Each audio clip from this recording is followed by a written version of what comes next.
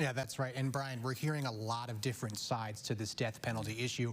Obviously, something like this, a historic day, hasn't happened in over a decade. And so a lot of feelings are coming out from people who are different types of stakeholders in this. You heard from victims' families. You've heard from Tabor and Honey's families. And there's other families that are dealing with things like this. For example, Matt Hunsaker has been waiting for what he believes will bring his mother justice when she was murdered back in 1986. The man convicted in her murder, Ralph Menzies, currently facing the death penalty here in Utah. Hunsaker says his execution would bring the closure that his mother deserves.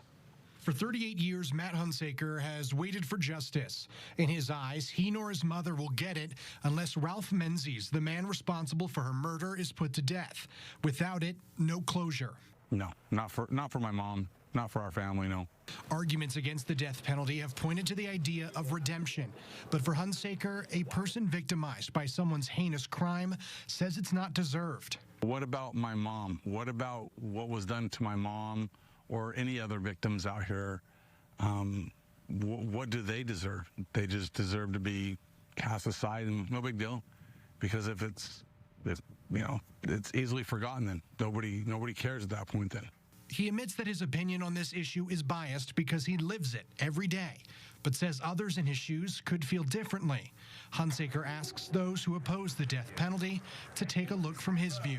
An opinion is a lot different than an actual stake or a vested interest. Like I've always said anytime I spoke, put yourself in our shoes. What would you do if your loved one, what was your wife, your mom, your family member, your child that was murdered?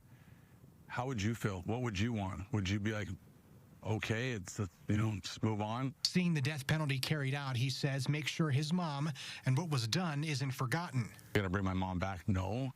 But is it going to be a sense of, accomplishment that my mom wasn't just murdered and it wasn't just casted, into another, pile of crimes committed here? A battle he doesn't intend to stop. I won't quit fighting until the decision's made, whether they're going to execute or not.